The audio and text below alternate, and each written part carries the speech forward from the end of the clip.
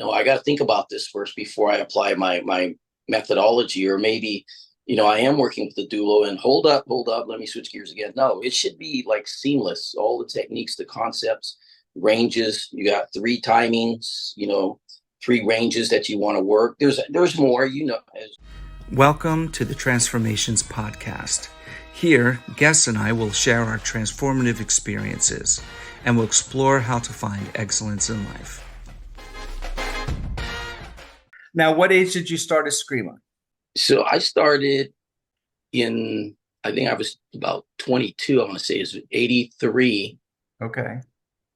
I started with the late Grandmaster Leo Giron. We played in his backyard. A friend of mine took me, Elmer Anikas. Elmer introduced me to Leo, and I went to his basement. And at the time, I was already doing Kajukenbo since I was 12. So I loved the Kajukenbo, but I just felt like it wasn't for me. And then when I met Leo, Uncle Leo, I didn't even know we had a Filipino martial art. So I was like, yeah. So when I saw that, I said, yeah, I think this is what I want to do. So I stayed with GM Leo from 83 to like 90s, the early 90s. It was just three of us that would come consistently. I remember I probably missed one class in like 3 or 4 years, but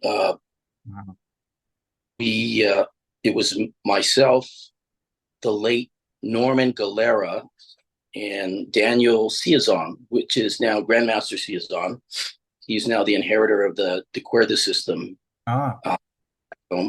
But it was basically the three of us for a while. And then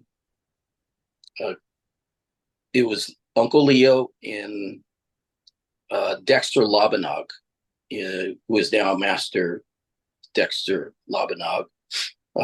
They both trained me until we got to, like, I want to say our angle nines, our counters for the angle nines. And then the late Antonio Somera started coming by the school, and he took up training with both myself and Daniel and Norman. So yeah, it was back in 83. Wow.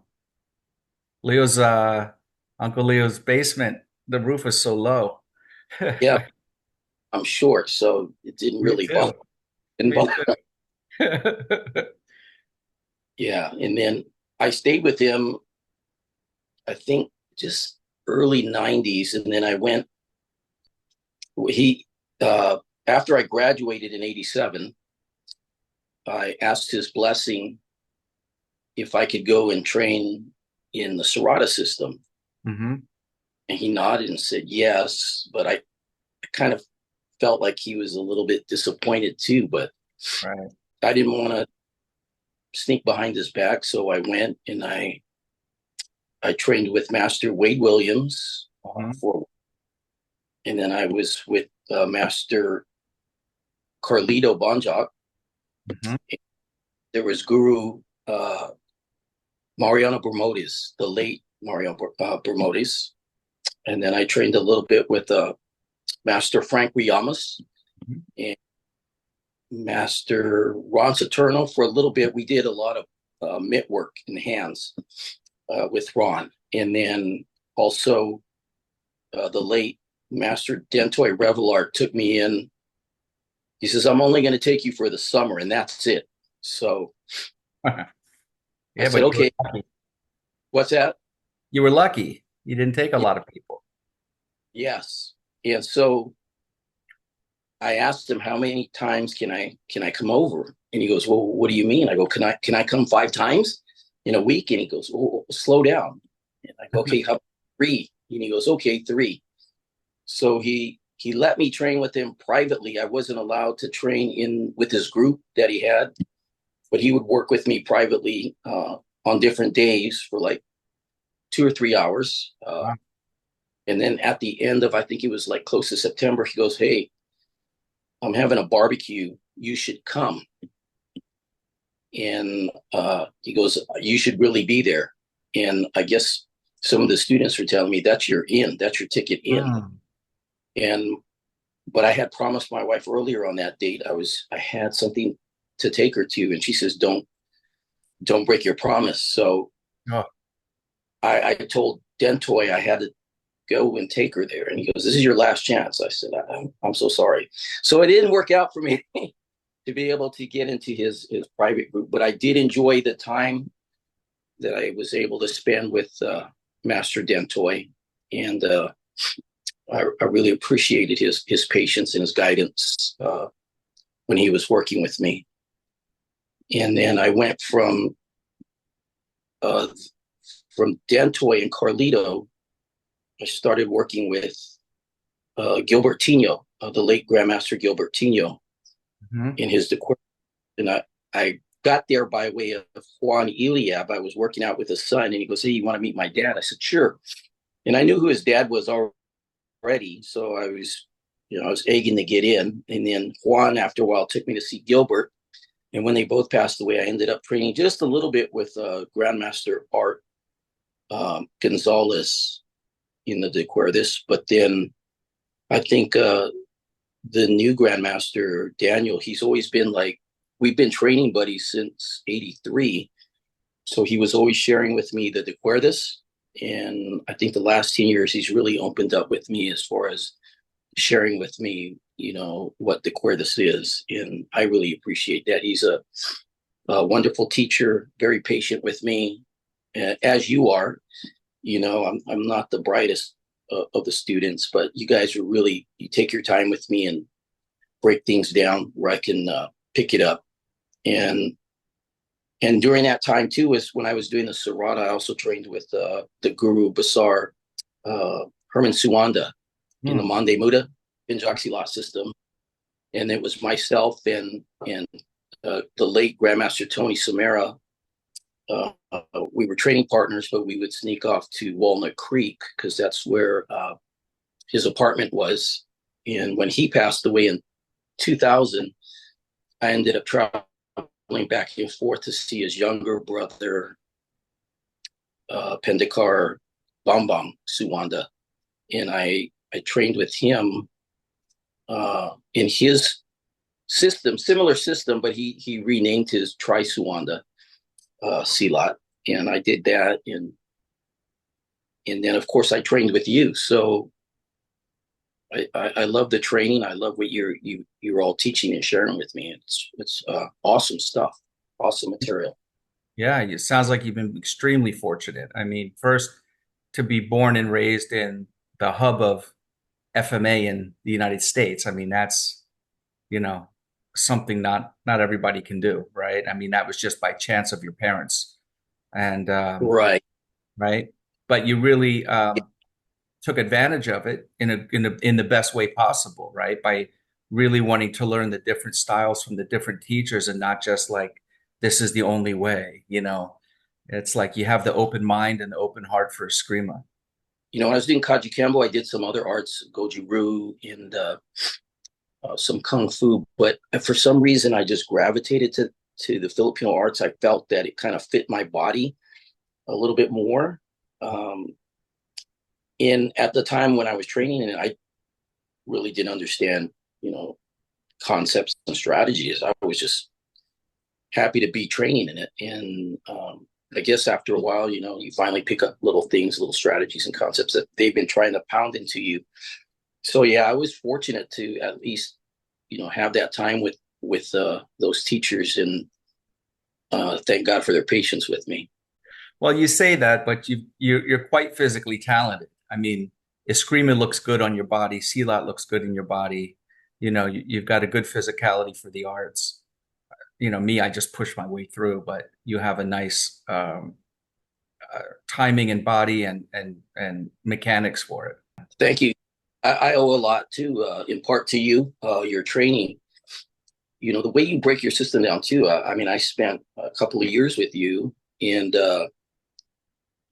your system, the way you put it together, it's very logical, and I don't know, everything about your personal system, the way you taught it, uh, I could understand a little bit more than what I had learned in Stockton. So, I had the framework, and then you really like started pushing me in to understand some of your concepts that you were teaching. And I really appreciate that. That was helpful for my power mechanics. Mhm. I really enjoyed that. Thank you. One of the things that's I want to pick your brain a little about, just from your experience. Um, so you were with Uncle Leo Giron, or Giron, as some say, and you were there for quite a while. Now he has different systems he taught within the Giron system. He has the fan with the 12 style names on it. So Yeah, did you go through each of those, or did you start Largomano, Defondo, Abanico? Like what was kind of the framework of how your group was taught? yeah. Basically, we started in defondo. Hmm. He clipboard, and he had all the techniques typed out.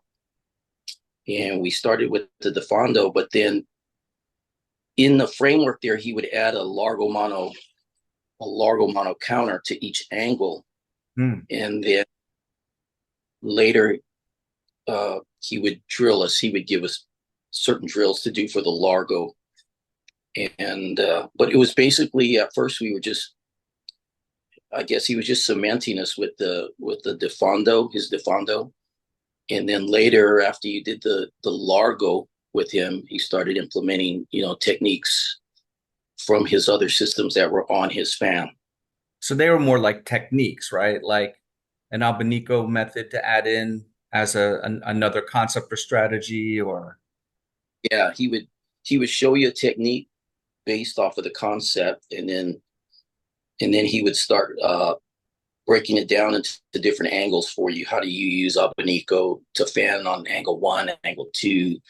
But initially, it was like, okay, you're just going to learn just the concept of it and just a basic drill, and then he would elaborate as you kind of progress through the system.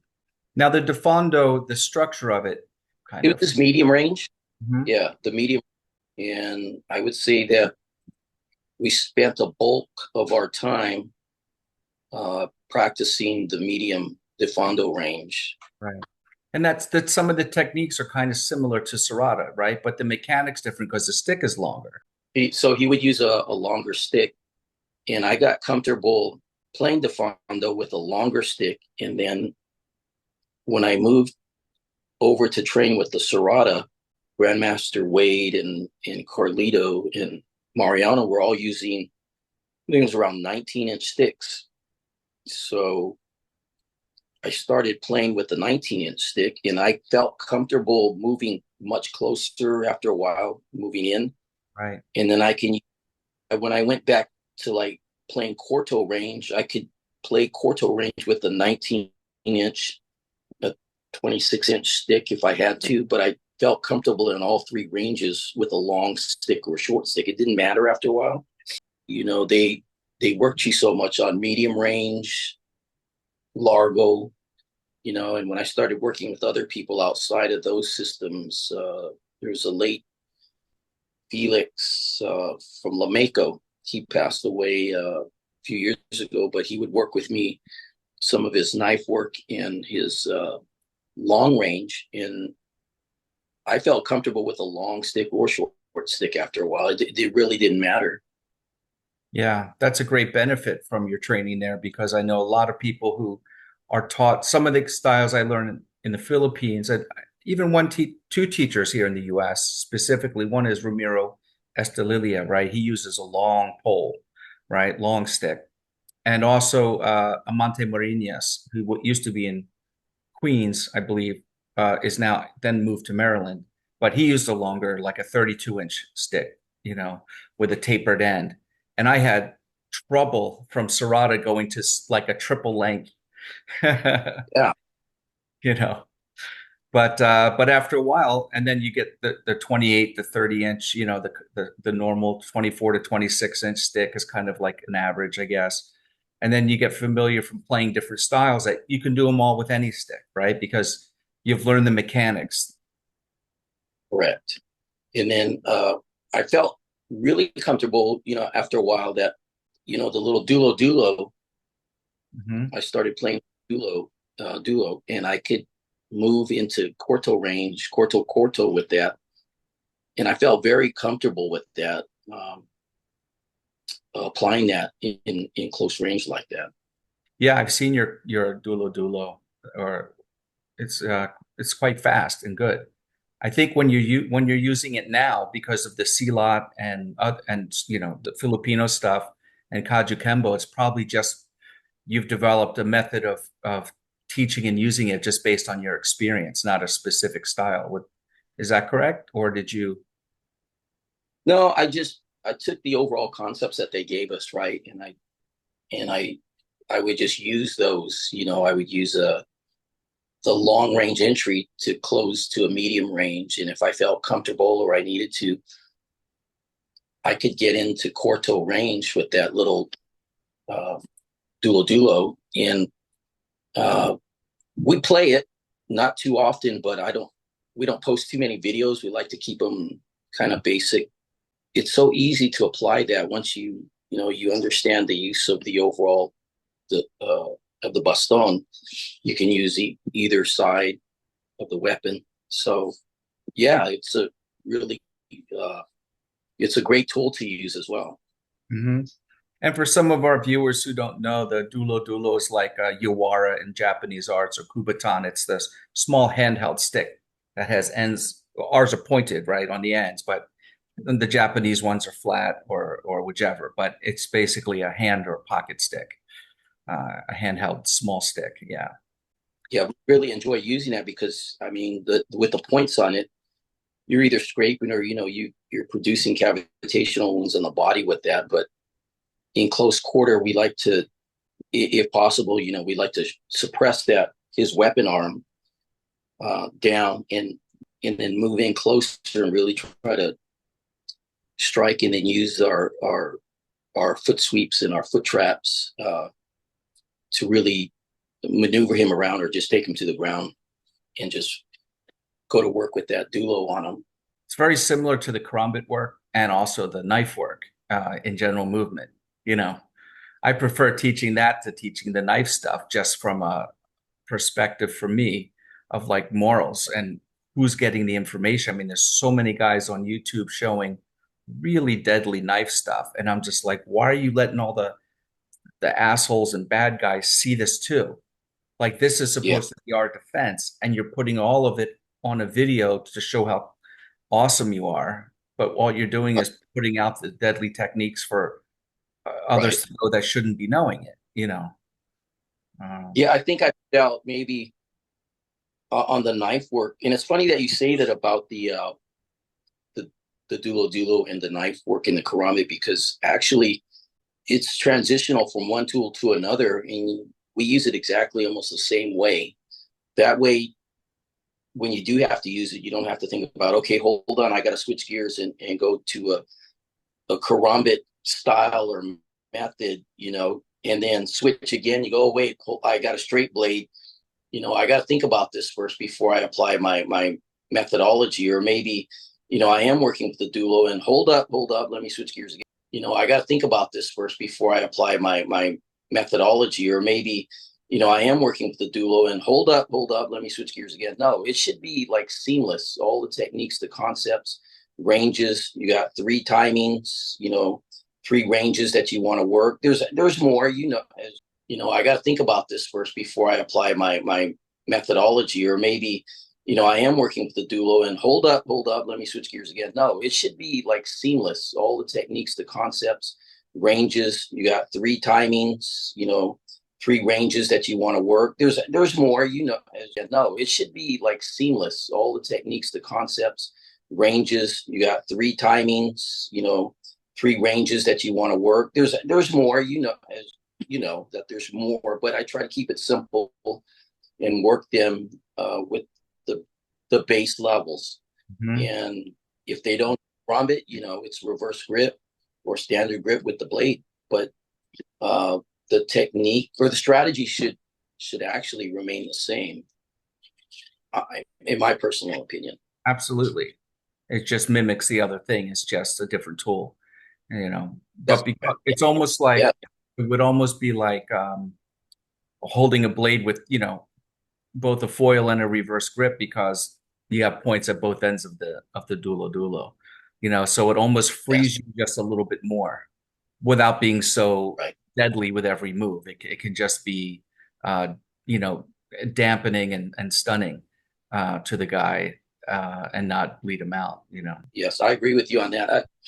So we do a lot of stick work, but we'll reserve a small amount of time for the dulo or the knife work, and then as when I see that they're good with that and they're comfortable, then we kind of transition on the later stages over to the karambit.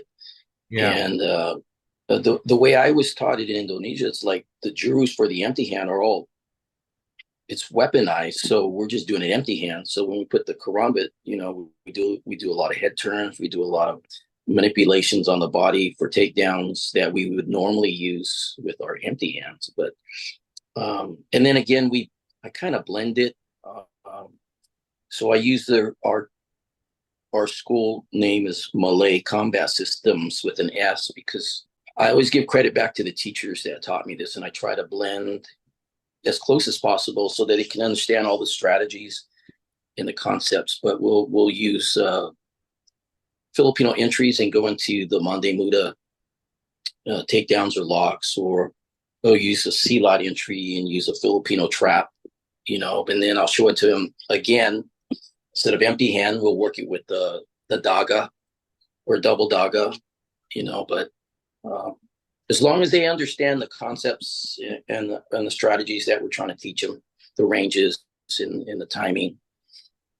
That's a lot. You made that very clear with me, so I really appreciate that, and I'm just trying to pass it on to my students now. Have you studied, I mean, aside from your couple years that we spent training, have you spent time studying any Filipino art that doesn't originate from Stockton?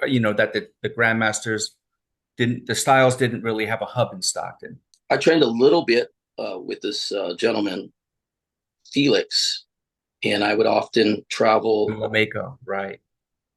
Yeah, I would take my family to LA, and anytime Guru Dan was teaching a seminar on something, I would get the whole family in the car, and my wife would go shopping, and I would spend 6-8 hours at Filipino Academy. Awesome.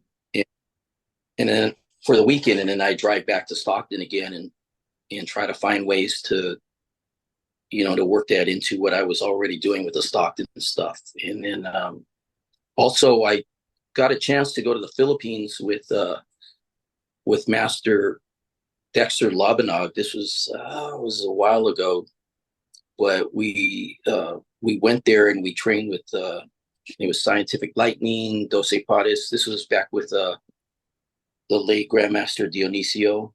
Mm-hmm. Got a chance to train with him. He played, I can't remember all the teachers, but we did have an opportunity. We were there for like a month. Most of the time it was just seeking out different teachers and trying to learn what we could. Mm-hmm. Well, those are all good teachers. I mean, Enlightening Scientific, did you study with Mang Ben Lima, or Elmer, or one of the students?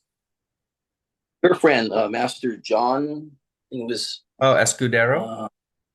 Yes. And then there was another gentleman there that came to teach teach us some stuff. I can't remember his name at the time, but they were very courteous and they were open with us, and we just had a great time learning from them.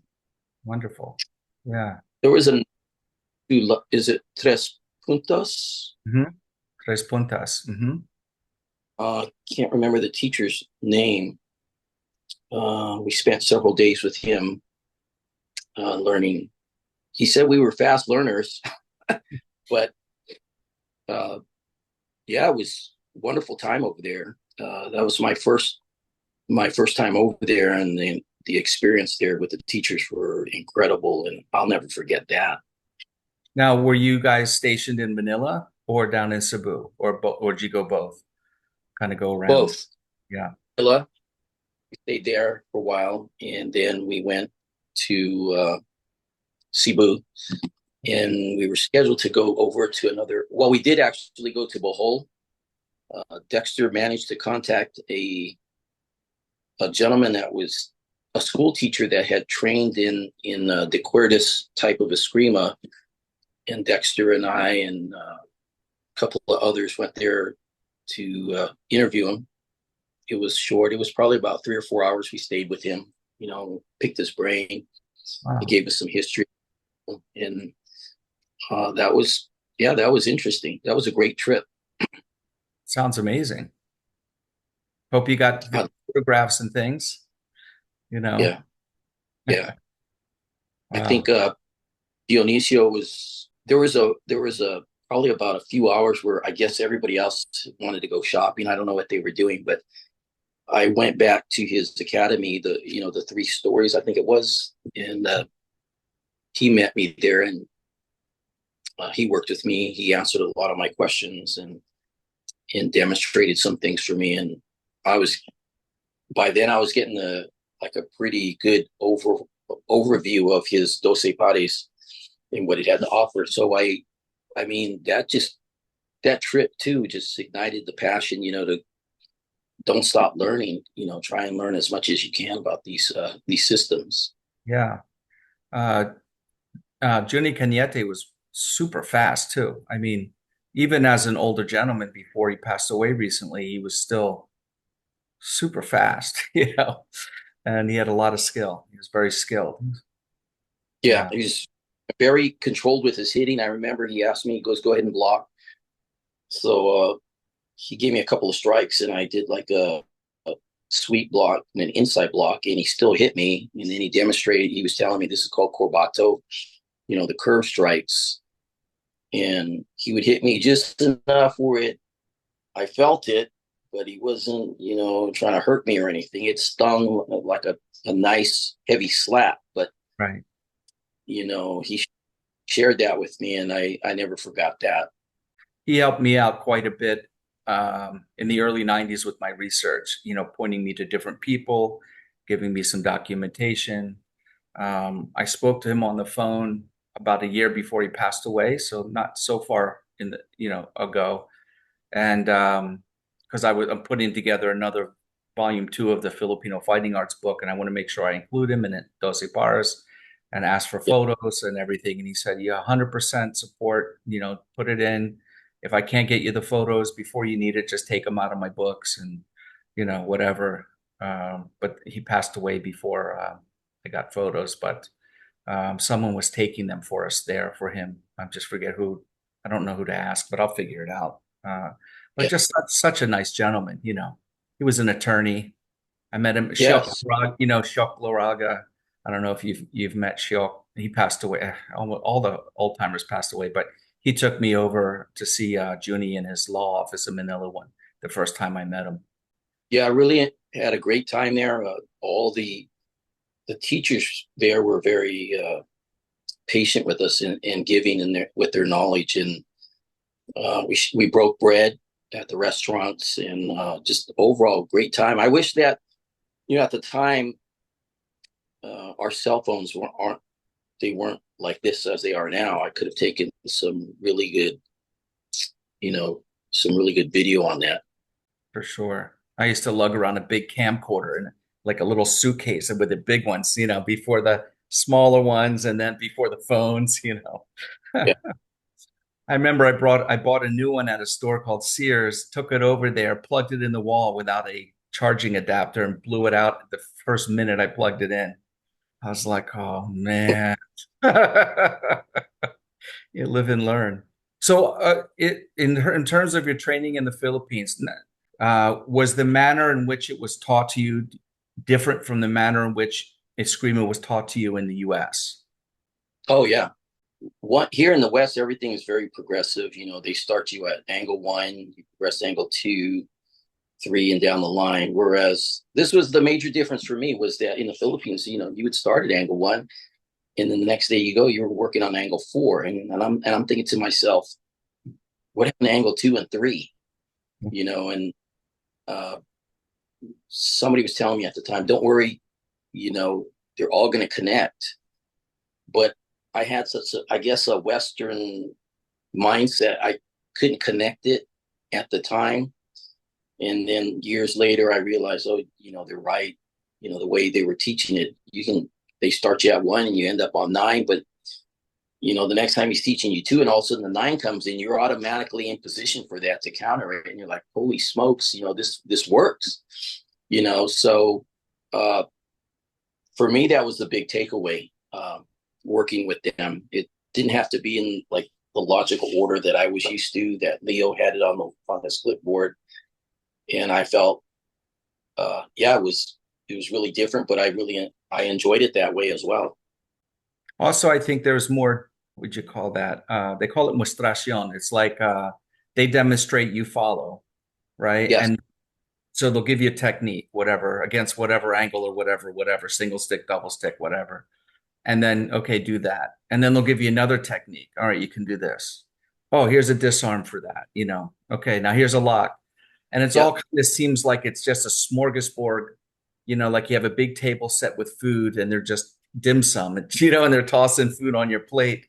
Where here it's like angle 1 defense, then angle 1 counter, then angle 1 defense with a disarm, then the lock. It's all our Western thinking is very A, B, C, D, E. And their thinking is very kind of, they're on the mountain looking down at the field, and they're like, everything's kind of laid out before you. And they're just throwing stuff, and it's a whole different way of learning. It's like you just have to absorb, and then for some reason, like you're saying, like, boom, wait, how'd I get that lock? We never even learned it on this thing, Yeah, I love that teaching that style. It just really opened up my mind to what they were doing over there, and it was a fuller experience, like you said, when they're teaching you. I remember when I started, some of the old teachers, they would say, you do like this, and then you do like that, and then you do this. Right. Like this. Yes. And then the next generation had to articulate it better, for their students. And which is what I find myself doing nowadays. I'm like, okay, he's not picking it up. I have to make the, change the way I'm trying to articulate this to him so he understands it better. But it forces me to do that, and I think that also helps in my growth in the Escrima. Yeah, being a teacher is huge. I mean, one of Remy Presas is one of the big things that I didn't agree with early on, but I came to really appreciate about his method later, was that you would go to a seminar. He had two kind of parallel ranking systems, right? So he had a basic certificate, a basic instructor, and an advanced instructor certificate. But these were given out at seminars, right? So if you took a 2-day seminar or went to his training camp, you could get test at the end of the camp for the techniques he gave and earn a basic instructor certificate or advanced instructor certificate. But they were just kind of titles, but not rank. As a certificate, the basics of what he taught at the seminars, or the more advanced stuff of the stuff. And he'd say, now you have a basic instructor, go and teach, because the more you teach, the more you'll discover. Because someone will ask you a question, you'll have to explain it, and it makes you think about it and come to understand it. Like, how do I do this block? Oh, well, you step here. Oh, the right foot is here and the arm's on an angle.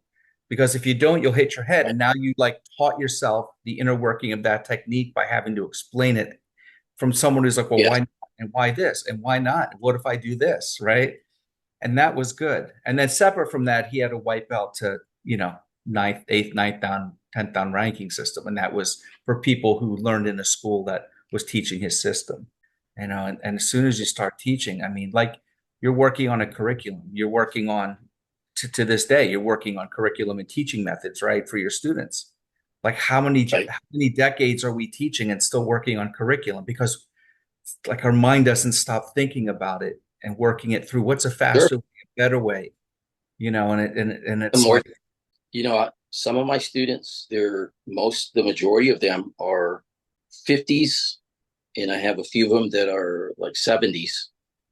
We call that my geriatric group. They can't execute techniques, like the key and the roll in Serrata the way, the younger people can, because they have either pins, arthritis, or pins in their wrists, or their knees were replaced, or their hips were replaced. And just I modify for them, and I check their structure to make sure it's strong. But I have to modify for different people, and it keeps your mind, exercising. How are you going to make this work for this gentleman that he doesn't have your, the balance you have. He doesn't have the stamina or the muscle that you have as a younger man. So, I said, here, deflect is better, or evade is better if you can. Don't try to put too much weight on your knee. If you step over and you just direct thrust, might be, it's harder sometimes, but the advanced techniques are like that. You're no longer blocking. You're just like you just want to hit all day. And, I try to teach them, to concentrate more on their angles, and not so much of the whippy fanning abanico that Serrata has. So I might, reach into the toolbox and adjust them slightly so that it works for them if they have to use it out there on the street. But I would agree with you on the way that Remy, would go out there and teach, and you're constantly learning from your students, how to teach it better, how to modify it for them to make it work for them. And then you're thinking, oh, shoot, this might be a better technique for myself. It seems to be more efficient like this, So I enjoy the aspect of the teaching it. Yeah, I think some people are born to be teachers. I think you're one of those people. I definitely see how excited you get when you're teaching. I'm not like that. I like teaching, but I tell you, I lose my enthusiasm too quickly when people aren't getting it, and it's not their fault. It's my fault, and I get bored, and it's people don't want to hear that about people. I mean, people assume that every martial art, I don't know what you call it, black belt or above, should be a teacher, and some people are made to be actual instructors, right? And some, for me, seminars are good, one-on-ones are good, but keeping a beginner's class going and then the intermediate class going, I tend to just like, hey guys, I told you 10 times, if you're not going to practice at home, stop coming. And that's just it's just not the way to be. You're allowed to laugh. It's just not a way to be, but I get irritated, and this is my downfall. Through my experience with the teaching, I learned that you're going to have A students, B students, C students, and D students. And I tend to, when I first started, I was expecting all my D students to suddenly become A students, but they don't have the athletics, or, their coordination's different. And I had to learn how to separate that. And, I'd work with the A students, and once they understood it, okay, you guys practice on your own. These C students and D students need more help. They need more attention. And, I'm the kind that I'll spend more time with them, because I feel like if they're in a fight somewhere, they need to pull this other tool back.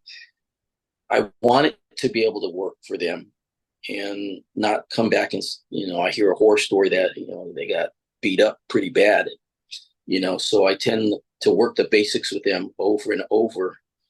And for myself, I mean, it's always the basics. You always go back to the basics. That's what you taught me. And I just returned from Stockton just this last Wednesday. I took a group of students with me, and we were in Stockton for Friday. We flew out Thursday evening, went to our B&B in Sacramento, drove all the way to Stockton. We went to visit some of the teachers there, I took him to see Grandmaster Vincent Caballas, and I wanted him to share some of his stories of how training was like with his father,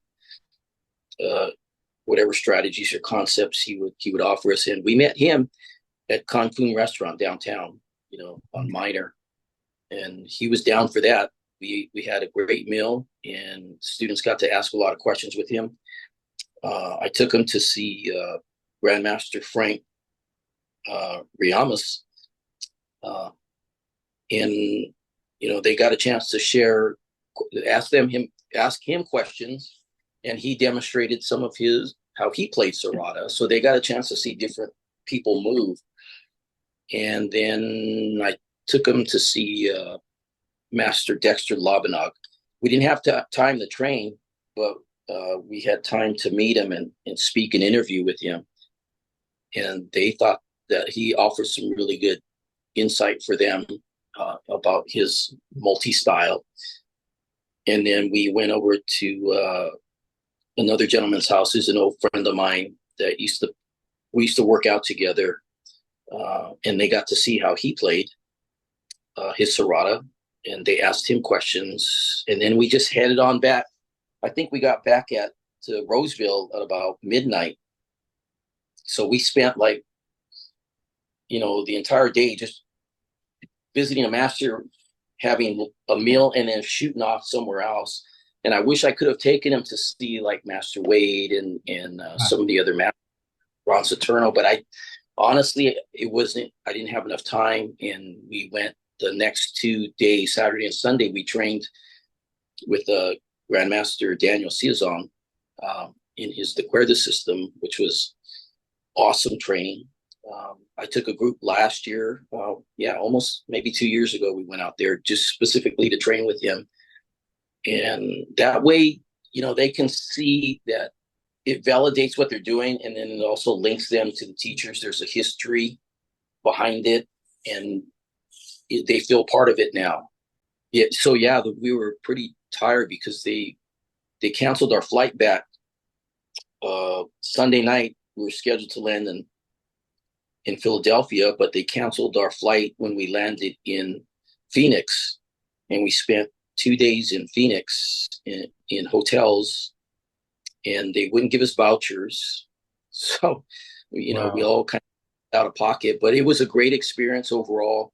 And we found that part of the trip, which is a mild inconvenience compared to the knowledge and the advice and words of encouragement that the teachers were able to give to them.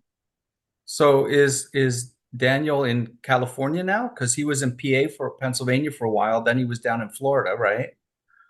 No, he wanted to move. He wanted to move down here to PA because we're good. You brought him over to my house, right? I did. He was visiting me. Oh, yeah. He was visiting. I thought he lived here. And then we trained together in Florida, he and I, with Grandmaster Vinas. I went down to see him, and there's Daniel. I'm like, where'd you come from? Yeah, he moved from there, and he ended up back in Sacramento. Okay. And when before Art died, Grandmaster Art Gonzalez, Daniel, his inheritor of the system. And since Daniel and I have been friends forever, and we've always shared with each other openly, I wanted to continue my De Cuerdas training with him, and he's pretty quiet and humble guy, but he moves really well, extremely. Now you also train in Muay Thai, correct? I did train with Master Toddy for a little bit, and with Master Sauhin. Master Sauhin used to work at Master Toddy's Academy in Las Vegas, and a business partner of mine, we used to travel to Master Toddy's and train there. And then we got enrolled in his instructor program that he had. And we started teaching the Muay Thai out here in PA. And when my partner decided to move back to California, I closed the school, and I kind of reopened my own. And I put some of the base of Muay Thai in our hand system. So I kind of like the delivery method, the mechanical method of how they develop power for their kicking, especially their elbows and the clinch work and their knees. And I'll use that with the Panatukan. And then, I blend in the Silat in there. I can't help but do that. But I will explain to the student, this is from this teacher, this is from here, and this is from here, so that they understand the different disciplines that we're teaching them. Did you go to Indonesia with Herman? I Also, did, you did, yes. right? It was a large contingent. It was probably about 15 of us Wow. that traveled with Herman in 90, I want to say 94, 95, somewhere in there. But we stayed there 30 days with him. The maximum, amount of time you can spend in a country, Right. 8 hours of training. And Herman would tell us, okay, guys, it's time to go to bed. So some of us we'd get our money together and we'd call his younger brother, Bombo, hey, give us private lessons. So 10:30 at night to like 12, we're all still up, training karambits and locking techniques or foot sweeps or something. And, trying to absorb as much material as possible to bring back here. Right. Then I started going back again to when Herman died in 2000. I met and kept in contact with a senior student that lives in Hawaii. He was a senior. He was training with Pendekar Herman in the 80s. So I maintained a friendship with him, and he invited me to go back to Indonesia with him to train with the younger brother. So we started taking trips there to train with the younger brother. I think my last trip was 2018, and he gave me a Pendekar title, and I was very grateful for that. The opportunity to train with him was it was just as good as training with his brother Herman. He had some really, really great stuff to offer us, and we took that back with us. And I've been training everything that we learned there. We just keep training it. We're working it, trying to make it better, make ourselves better with it. As much as possible. But quite an experience to be able to train with those gentlemen.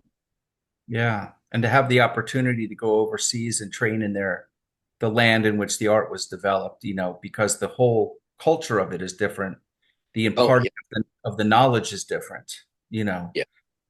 We were talking about that yesterday. The Herman's brother, Bonbon, doesn't speak English, very small, but he'll make us go through a form and he'll count for us in English. He'll go 1, 2, 3, 7, 9, and we're laughing like crazy, because it was good times with him.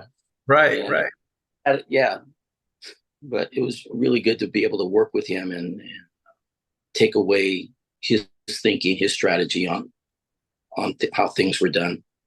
Some of the techniques, people put videos out, and to me, it's you can get general knowledge, but for some reason, in the way they play it over there, you have to feel it. It's like you're, like Wing Chun, the sensitivity. There's a lot of techniques they do. They're twisting the muscle and they're rubbing their skin, and you don't see it. Doesn't come across on video what they're doing, and they're not explaining it adequately enough. But when you feel it and you see it, and it's a whole nother thing. It's like, man, this is a really good. The way we're trying to do the lock, and then the way they're putting it on us is like day and night. Like, how do you do?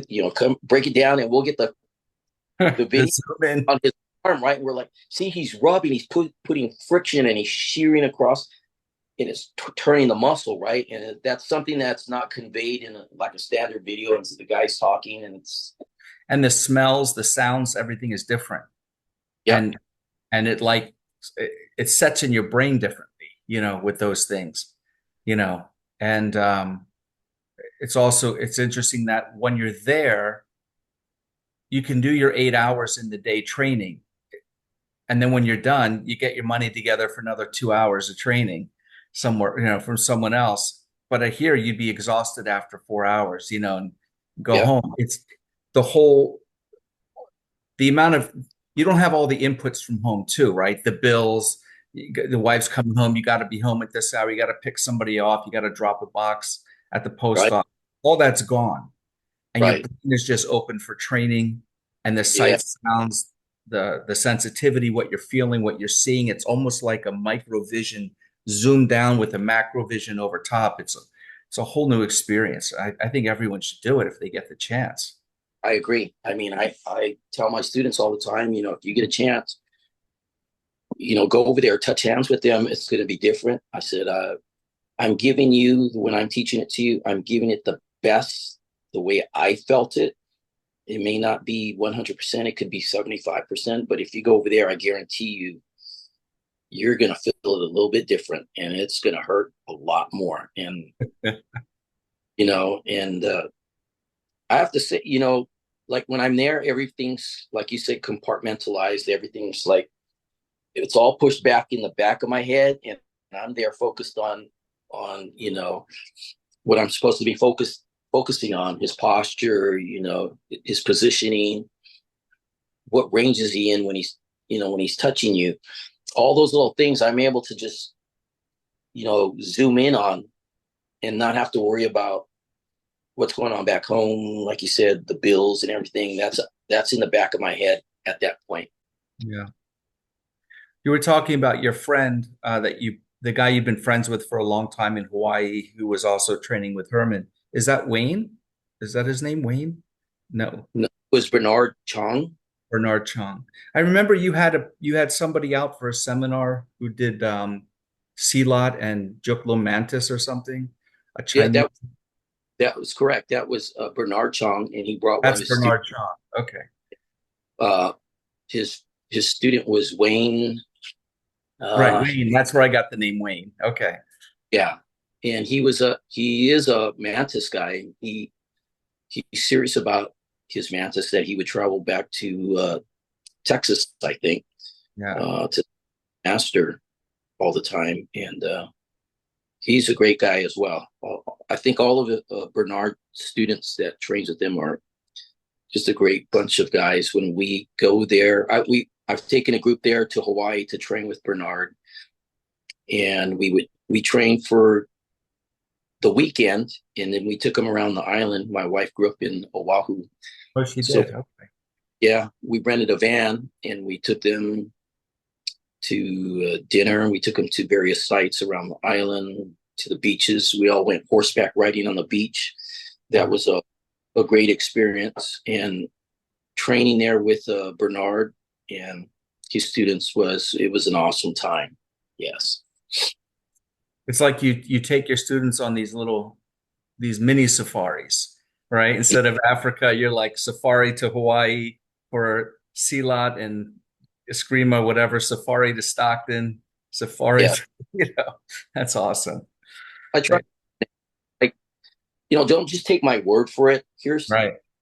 my teachers. Here's where this art is coming from. And then, we sat down, I think, on the way back from Phoenix coming over last week, and I asked a couple of questions to the students sitting there at breakfast, and they had I said, what was the highlights of this trip for you? What were some of the big takeaways? And one of them said that he thought that Serrata, the art and the people around it, it was just a small group. And when he went back there and got a chance to see a lot of people doing it, he felt connected to a much bigger Yeah.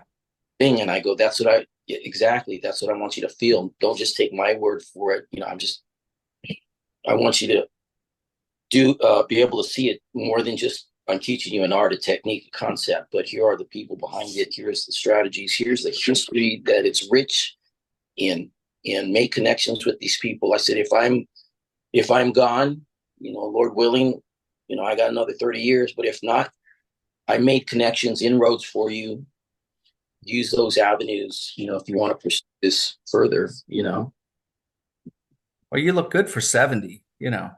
I'm saying, not 63, right? Are you 60 now? 63. 63. Yeah. You look great.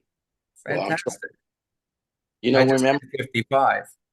I had a little heart issue and I had to go in and have that taken care of. But I just did a 10-year evaluation with the doctor, and he said, like, you're the picture when we took afterwards, after we, fixed you, and to now is exactly the same. He goes, I don't know what you're doing, but just keep it up.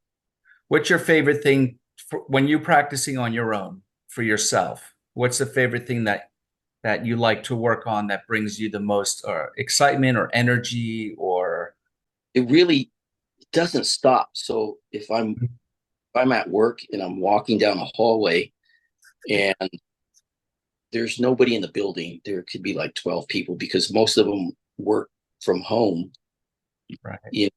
3 days a week. So I'm walking down the hallway and my hands are moving, and I'm, Right. someone will turn the corner and I'm like scratching my head. Oh, hey, That's right. frosted meeting rooms where Okay. you can't really see the person's face, but they're on the other side of the glass. And I forget that they're there sometimes. And I'm just, walking down the hall and I'm doing Jirus or Carenzas or something. And I'm slapping and hitting. And I realize, oh, shoot, there's people on the other side of that glass right there. But that's what I tend to do. I tend to work the Jirus and Carenzas with the stick because a lot of the cardio I get will be at the studio. I have some private students that I'll hold pads for, Thai pads or mitts or something. We're doing mitt work, and that's instead of me striking all the time. Now I'm on the receiving end, and some of that energy that they give, that Yeah. makes so. I kind of get my workout from that. The Serrata and the Escrima, it's a slower pace for me because, as you know, most of the time I'm teaching basics, so you're just stepping and trying to correct their form and their range, posture, and everything.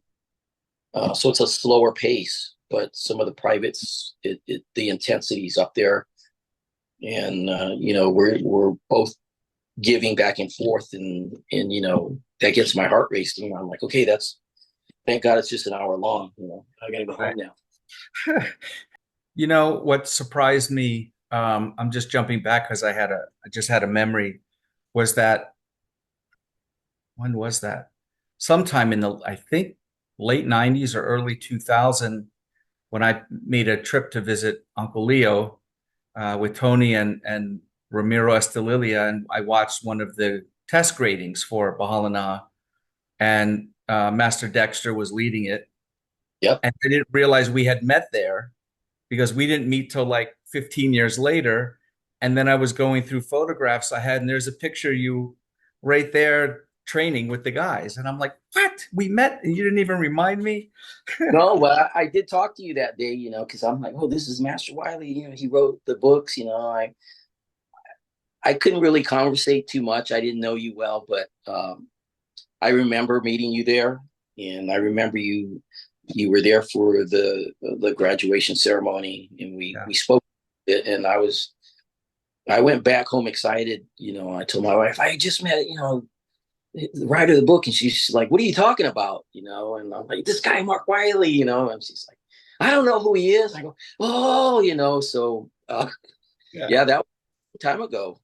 That was a long time ago. Yeah. Yeah. I remember I enjoyed Steve Tarani was testing. A whole bunch of guys were there testing. Oh yeah, that was a big graduation. Big one. We had they do the Ironman drill, Right. line wall, and So everybody. these guys jumping up like 8 feet and slamming the stick down, and they got to block it. And I was like, one of these rattans are going to snap in half, and someone's going to lose their brain. But everyone did well. There was a couple of testings where the stick snapped when they're blocked. The feeder's strike hit him in the head. The guy was being. They asked him. They stopped it to say, "Are you okay?" He goes, "Yeah, I think so." They would wrap duct tape around their head. Duct tape. And they go, "You still want to continue?" He's all, "Yeah." I'm like, "Oh my God." I Yeah. knew duct tape was good. Yeah.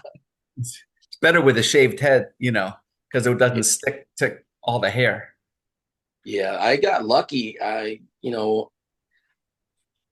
Some of the older students that work with me, and they said you're going to test and we're going to swing. So they said we really want to get you geared up for that. So they would come at me all the time with heavy strikes, and they would show it to me because I was nervous. I was like, for real, and they're like, for reals, man. I'm like, shoot. So and they were psyching me out. They're like, we're coming at you with everything, bro, and you better take it. So they geared me up for that, and I got lucky, and I probably took a strike to the hand or something like that, but I think it was like one or two where some of the guys were getting hit left and right, and I'm like, oh my gosh, I don't remember that happening to me, but I kind of felt sorry for the guys that were testing. They had, like I said, duct tape was going around their head, and they were ducking their hands up, and they taping the stick to the hand so they can hold it. That was crazy. Yeah, That's awesome. yeah, It's almost like a hazing, a rite of passage, all those yeah, things along with the test. I mean, they pretty much know your material, or they don't invite you to graduate, right? So that yep, whole event is just like prove your mettle, let's see the size of your gonads. And yeah. do you have what it takes when you get hit really hard to keep going?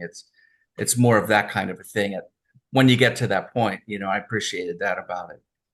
Yeah. I just graduated two actually. There were supposed to be three, and I spoke with GM Daniel. I said, when we come down, I said, bro, there's some people I want to graduate, but I'd like to do it with you. Nice. And I said, would you sign their certificates for me? He says, I'd be happy to. So I said, I'd really like you to be part of the ceremony. One gentleman, I didn't tell him that he was testing because I told him I was going to graduate him several times years earlier. And he was always adamant about, no, I'm not graduating. I go, why not? He goes, I'm not ready to graduate. I'm like, I think you're ready. He goes, nope. So when we were in Sacramento this past weekend, GM Daniel was laying out the triangle that GM Leo used to do. So Grandmaster Antonio Somera gave me, the ritual to do that, and he gave me permission to use it. So Nice. we used it, and we're setting it up, and the students are like, is somebody testing? He goes, no. So he goes, are you testing? He goes, no, I'm not testing. So just when we finished putting everything together, I pulled him to the side. I said, hey, I need to talk to you. I was like nervous because he refused me before, and I said, so I pulled him to the side. I said, hey, his name's Ben. And I said, Ben, do you know your serrata? He goes, yes. I go, your single knife work, right? Yes. All the counters, all the knife disarms I showed you? Yes. You know your Jews? Yes. You know your trapping and everything? He goes, yes. I said, today's your day.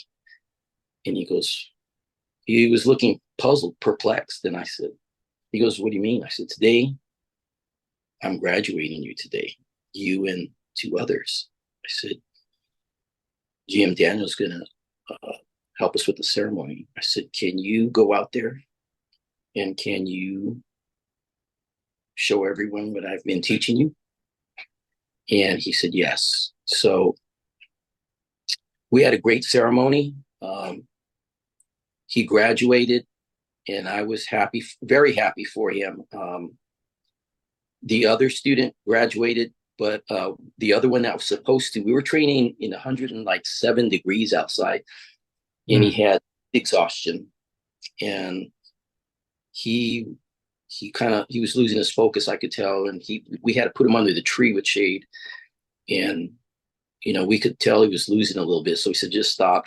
So I told him, I said, hey, I'm going to go ahead and graduate you anyway. I said, all you have to do is come inside, step into the triangle, and kneel down, and we're going to do this. He goes, no, I'm not doing it. I go, well, why not?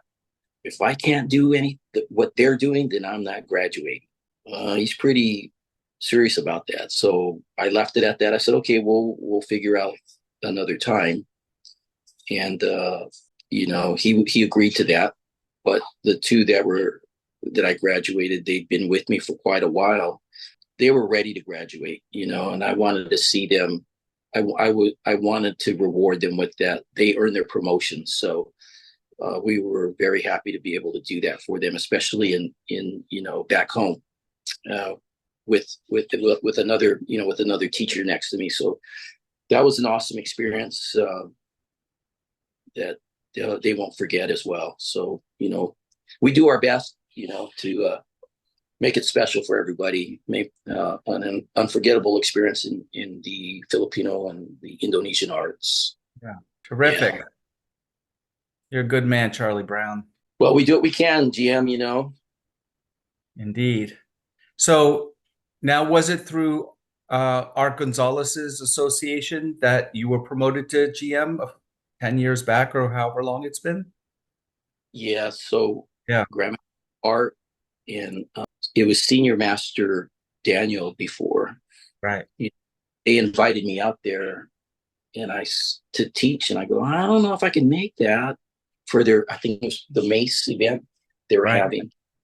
I don't know if I can make it. And he goes, Daniel was pretty persistent. I go, bro, I don't think I could do that. He goes, well, what if I pay your way? I go, well, that's nice of you, bro, but I don't want you to pay my way. And he goes, okay, this is what's happening. He goes, we want to honor you in some way, and this is what we're going to do. And I said, my dad, at the time when he was alive, he goes, I hear this is what they want to do, and we're going to fly you out. I go, what?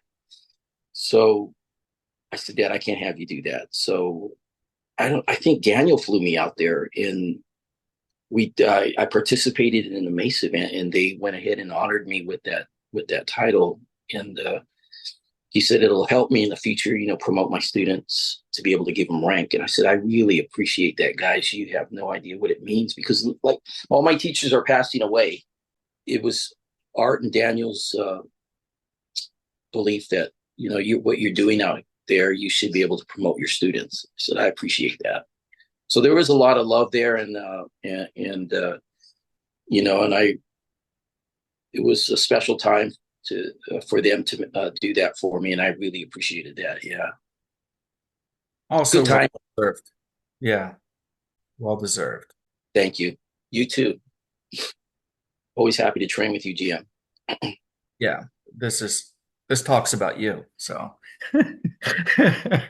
well, thank you for all your time. I appreciate it. Thank you. It was a pleasure. Yeah. Where can people learn more about you and your school and contact you? I'll put links and all in the show notes, but if you'd like to say it for those who are listening and not watching. My website's been up forever. It's Malay Combat Systems.